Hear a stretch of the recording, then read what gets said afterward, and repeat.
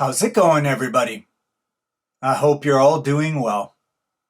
Okay, so the Lyrical Essays is a collection of essays Camus wrote between 1937 and 1958. They include his very earliest writings and some of his very last ones, too. I want to focus in on those early ones, which mostly take the form of prose poetry and which are overflowing with a lyrical and rhapsodic love of the earth. Now, apart from the beauty of their language, these early poetical works are tremendously important, and that's because they're a testimony of Camus' original inspiration, and in them you see those basic truths he carried with him all throughout his philosophical and literary life. Okay, so where do I start? Well, why don't I start with the sun and the sea?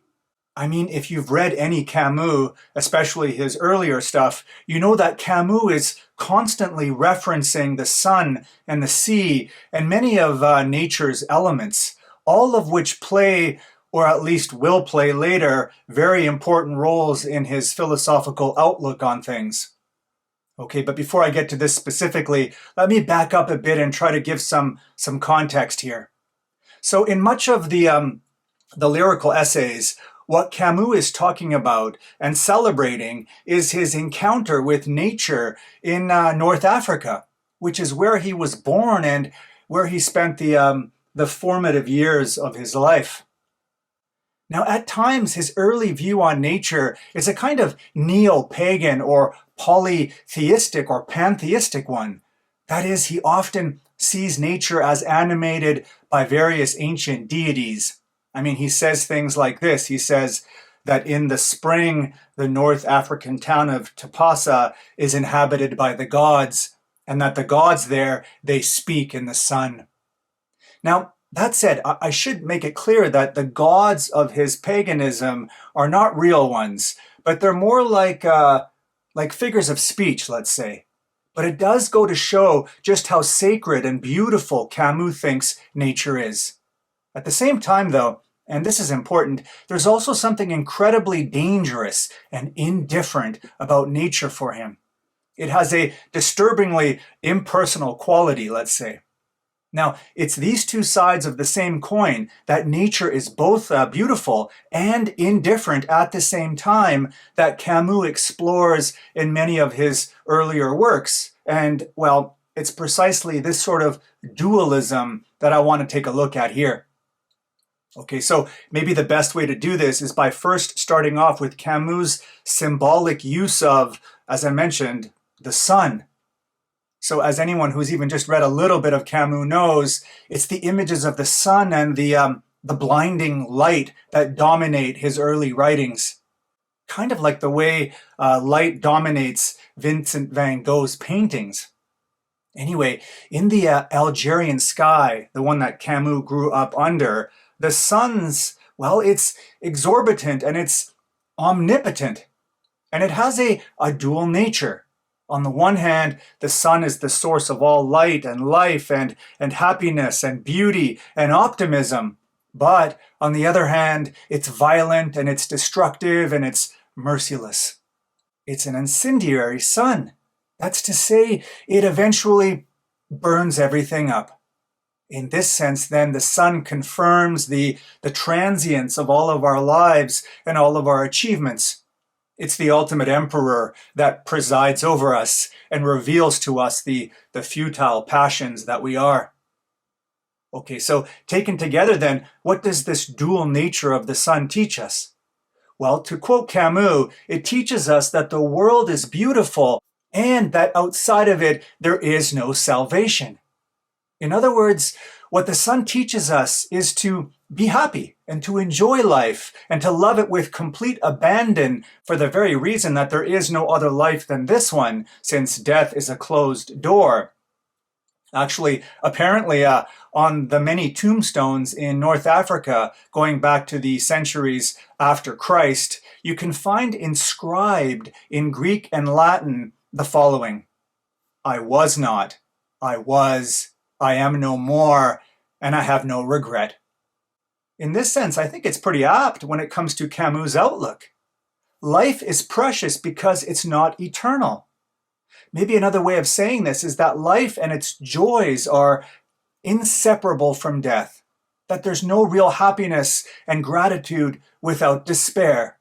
Really, if anything is a sin, it's longing for another life when you should be making the most out of this one that won't ever come again. Actually, this is why Camus appreciated Algerians so much. It's because he believed that they really lived each moment of their lives as if it were their last. Their life was like that of a desert flower, he said, brief but intense. They lived knowing full well that the same splendid sun that tans their skin will soon shrivel it up. In other words, they knew the black side of the sun, but it's why they bathed all the more happily in its light. For Camus, ultimately theirs was the truest joy and the deepest kind of love.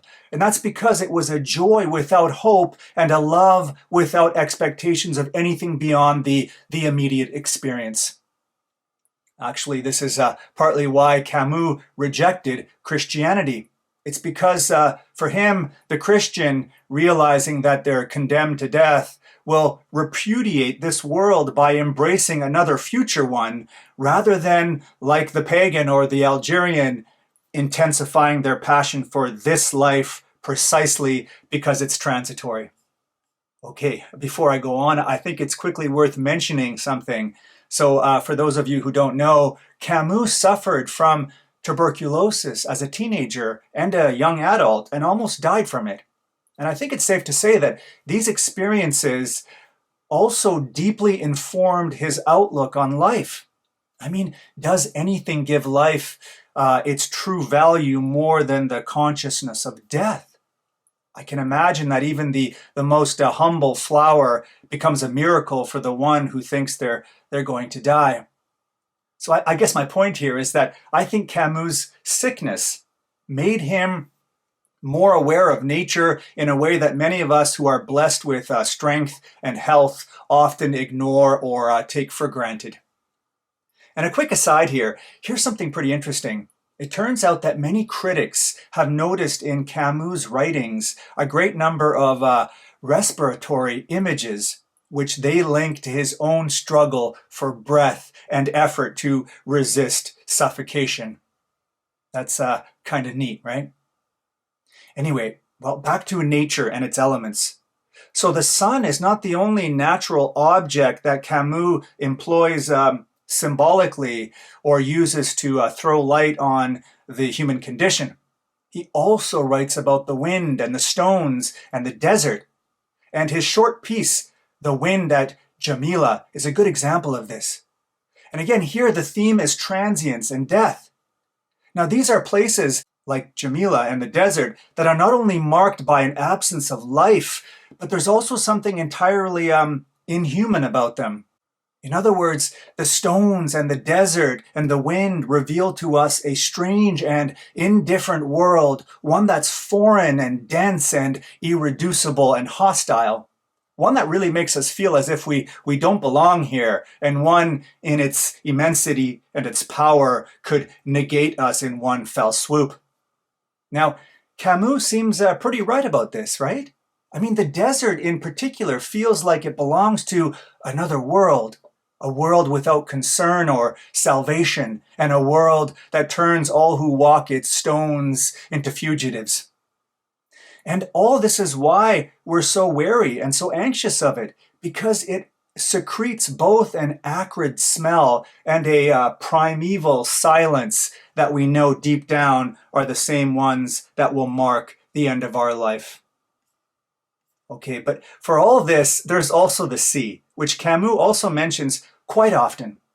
Now, for him, the sea obviously stands for consolation and for relief and for revitalization in a climate burning with heat and hot stones. And what's more, I think swimming for him is also the most perfect expression of our temporary union with nature. You know, being enveloped by water and the like. But the sea and the beach are also used symbolically for youth and for life and for love and for sexual awakening. It's where young bodies looking like the athletes of Delos splash around in simple animal joy. In this sense, I think it ultimately stands for a kind of vitality or cleansing or renewal. That's to say, despite the fact that everything burns up around us, there's always a new life and a new beginning to be had, even though, of course, it might not be our own. So to sum up then, for Camus, nature is beautiful and holy, but it's also alarmingly indifferent. It offers no promise of immortality. Quite the opposite, actually. Nature's enduring features just serve to remind us of the brevity of our existence. Now, the trick for Camus is to do our best to reconcile these two things. It's to take in and to enjoy the splendor and the riches of nature and life, while at the same time to accept and to try not to escape what that nature teaches us, namely the tragedy that is our finitude. Now, like I mentioned at the outset, I should say again that at this stage in Camus' thinking, there's really not that much of a unified or explicit philosophical position. But for those of you who are familiar with his subsequent writings, you'll clearly recognize the seed that he's planted here, the one that grows into that famous notion of the absurd, which is what Camus is probably most famous for. Okay, so before I finish up, I wanted to mention one more aspect of Camus' early writings here. It has to do with an experience that he often describes in these lyrical essays, maybe most clearly in one essay called Nuptials. It's how it is he often feels an ineffable oneness or being in communion with the natural world around him. Even more radically, he talks about being assimilated into nature by its grandeur and by its power, and so being completely annihilated or de-individuated by it. Actually, Camus thinks that we all have this temptation or desire from time to time. That is, we all have this desire to let go or surrender ourselves and simply identify ourselves with this brute, impassive universe that surrounds us. A universe which is free of history and free of all human agitations. Now, he makes it clear that this isn't an instinct for destruction, nor creation. No, it's an instinct to be like nothing at all. Or maybe more accurately, it's the desire to be free of consciousness, the desire to escape our divided nature, or the fissure of being, as Camus' one-time friend Jean-Paul Sartre sometimes puts it. You see, it's precisely this fissure, namely our consciousness, which separates us from the rest of nature. I mean, a rock and a cat, well, they just are what they are, right? That is, they're totally self-contained, completely at one with being. They're full as an egg. Well, sometimes we want to be like trees and like cats. Sometimes we want to slip or melt back into the dense integrity of things and be nothing more than a stone among stones. The problem, though, is that it's just not possible.